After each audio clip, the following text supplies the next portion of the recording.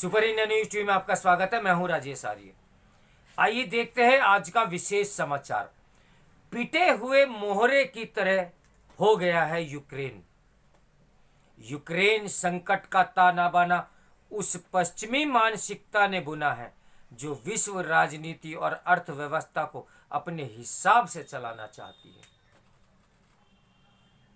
यह प्रश्न बहुत परेशान करने वाला है कि यदि यूक्रेन जैसा संप्रभु देश अपनी सुरक्षा के लिए नाटो सरीके किसी सैन्य संगठन का हिस्सा बनना चाहे तो क्या उसे रूस जैसे ताकतवर पड़ोसियों की शर्तों पर चलना पड़ेगा और यहां तक कि उसके हमलों का सामना करना पड़ेगा।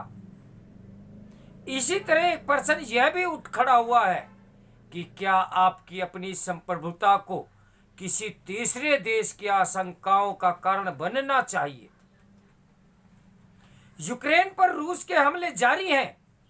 इस हर्तहीन युद्ध में जनहानि भी बढ़ती ही जा रही है। सोवियत संघ के विघटन से जो देश बने उनमें रूस के बाद यूक्रेन ही दूसरा सबसे बड़ा यूरोपीय देश है। सोवियत संघ के विघटन ने अमेरिका को एकमात्र वैश्विक शक्ति बना दिया। कतिपय अति उत्साही अमेरिकी टिप्पणीकारों ने इस एक ध्रुवीय काल को इतिहास का अंत तक कह डाला। सोवियत रूस के विघटन से अस्तित्व में आए 15 देश किसी संघर्ष या आंदोलन की उपज नहीं थे। उनके पास जन संघर्ष से निकले तपे हुए नेतागण नहीं बल्कि नौकरशाह मनोवर्ती के प्रशासक थे। वे संप्रभुता, लोकतंत्र और राष्ट्रीयता का अर्थ समझे बगैर स्वतंत्र देश के शासक बन गए थे। इन शासकों ने प्राय लोकतांत्रिक व्यवस्था का उपयोग अपने सत्ताधिकार की औपचारिक स्वीकार्यता के लिए किया। सोवियत संघ के विघटन के बाद भीषण आर्थिक समस्याओं का शिकार रूस स्वयं किसी प्रकार का नेतृत्व दे सकने में असमर्थ था। एकाएक उत्पन्न हुए शक्ति के इस निर्वात को भरने का जो उपाय अमेरिकी सत्ता प्रतिष्ठान की समझ में आया वह था कि सोवियत संघ से निकले देशों में पश्चिमी शासन पद्धति अथवा लोकतंत्र, पूंजीवादी अर्थव्यवस्था एवं नाटो सुरक्षा संधि का विस्तार करना। जब सोवियत संघ अपने साम्यवादी लक्ष्यों के साथ इतिहास के गर्त में जा चुका था और नया रूस पूंजीवादी व्यवस्था को अपना चुका था तो नाटो के अस्तित्व का कोई औचित्य ही नहीं रह गया था। नाटो की घोषणा का उद्देश्य ही साम्यवादी व्यवस्था के विस्तार को रोकना था। फिर भी सोवियत संघ के विघटन के बाद न केवल नाटो कायम रहा बल्कि उसका विस्तार भी होता गया। रूस की पश्चिमोत्तर सीमा से लगे 3 नए बाल्टिक देशों और बुल्गारिया को 2004 में नाटो में शामिल किया गया। इन देशों को यूरोपीय संघ में शामिल करना था तो सकारात्मक कदम था, लेकिन नाटो सैन्य सहयोग क्यों? इसका यही आशय निकलता है ना कि रूस अभी भी अमेरिका का निशाना बनाया हुआ था। इसी क्रम में 2008 में बुकारेस्ट सम्मेलन में यूक्रेन और जॉर्जिया को भी नाटो सदस्य बनाने की स्वीकृति दे दी गई। जब रूस से किसी यूरोपीय देश और अमेरिका को कोई खतरा नहीं रह गया था तो उसकी घेराबंदी का भला क्या औचित्य था? पुतिन ने इसे खतरे के संकेत के रूप में लिया। इससे पहले कि नाटो की परमाणु मिसाइलें यूक्रेन और जॉर्जिया में तैनात होती, पुतिन ने जॉर्जिया के विभाजन के लिए सैन्य अभियान छेड़ दिया।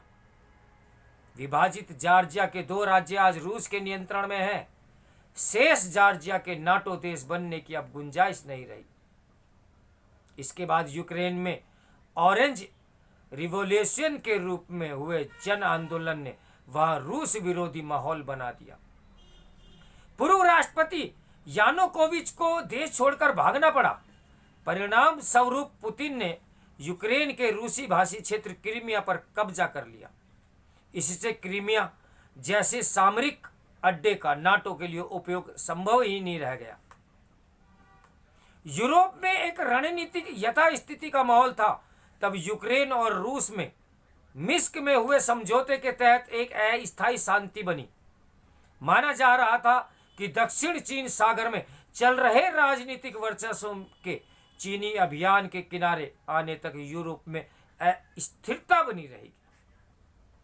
समस्या ये थी कि ताइवान जैसे टकराव वाले बिंदु के बावजूद हिंद प्रशांत क्षेत्र में नाटो जैसा कोई संगठन आकार नहीं ले पाया था।